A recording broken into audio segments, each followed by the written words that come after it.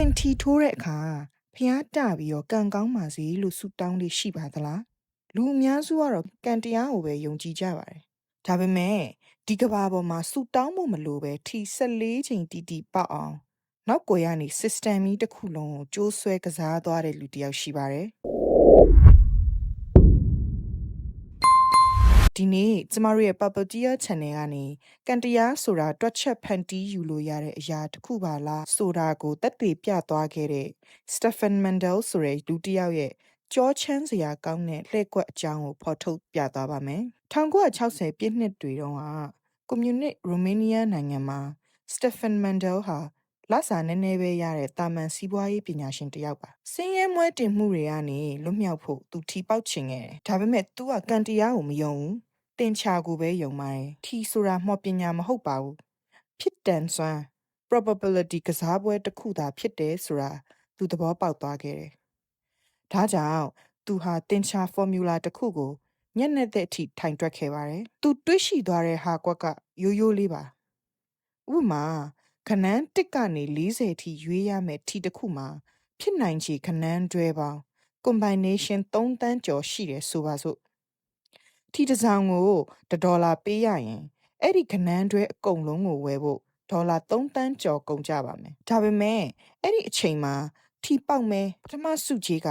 $10တန်းဖြစ်နေခဲ့ရင်ရောအရင်3တန်းရင်းပြီးတော့ခနန်းတွဲအကုန်လုံးကိုဝယ်လိုက်မယ်ဆိုရင်9တန်းအမျက်ကြံမှာတေချာသွားပါပြီဒါဟာကန်တရားမဟုတ်တော့ပါဘူးယင်းနှိမ့်မြုပ်နှံမှုတက်တက်ဖြစ်သွားပါပြီဒီနည်းနဲ့သူဟာရိုမေးနီးယားမှာပထမဦးဆုံးထီပေါက်ခဲ့ပါတယ်နောက်ပိုင်းအဲ့ဒီငွေတွေနဲ့အရာရှိတွေကိုလက်ထိုးပြီးတော့ဩစတြေးလျနိုင်ငံကိုသူထွက်ပြေးခဲ့ပါတယ်မန်ဒဲလ်ဟာ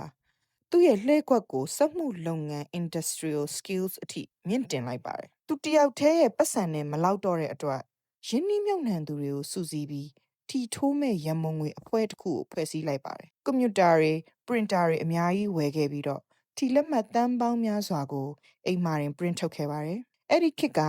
ကိုယ့်ဘာသာကိုပရင်ထုတ်တာတရားမဝင်သေးပါဘူးဒီနည်းနဲ့ဩစတြေးလျနဲ့ British မှာ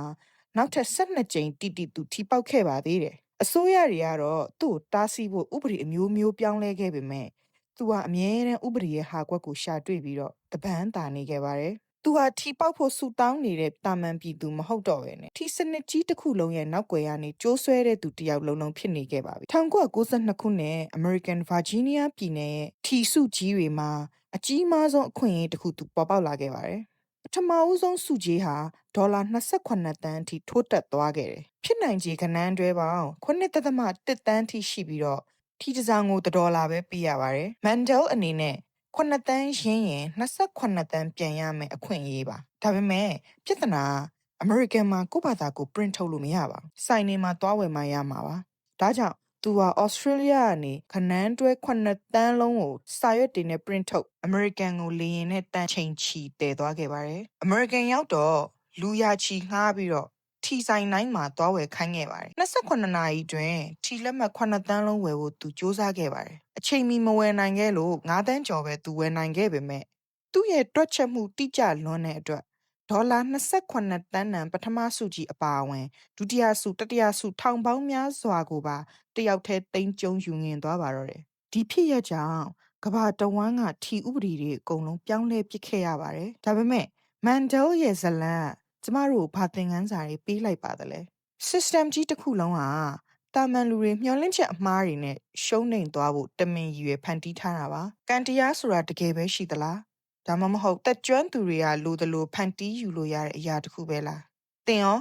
ကိုယ့်ဘဝကိုကံတရားစီပုံအပ်ထားတဲ့အယုတ်လေးတစ်ယုတ်လားဒါမှမဟုတ်ကိုယ့်ကံတရားကိုကိုယ်တိုင်ပဲပြန်ရေးဆွဲမဲ့သူလားနောက်ထပ်ဘလို့မမြင်ရတဲ့ကြိုးဆွဲမှုတွေရှိနေသေးမလဲဆိုတာကျမတို့ရဲ့ Papatia Channel မှာဆက်လက်စောင့်ကြည့်ပေးပါဦးနော်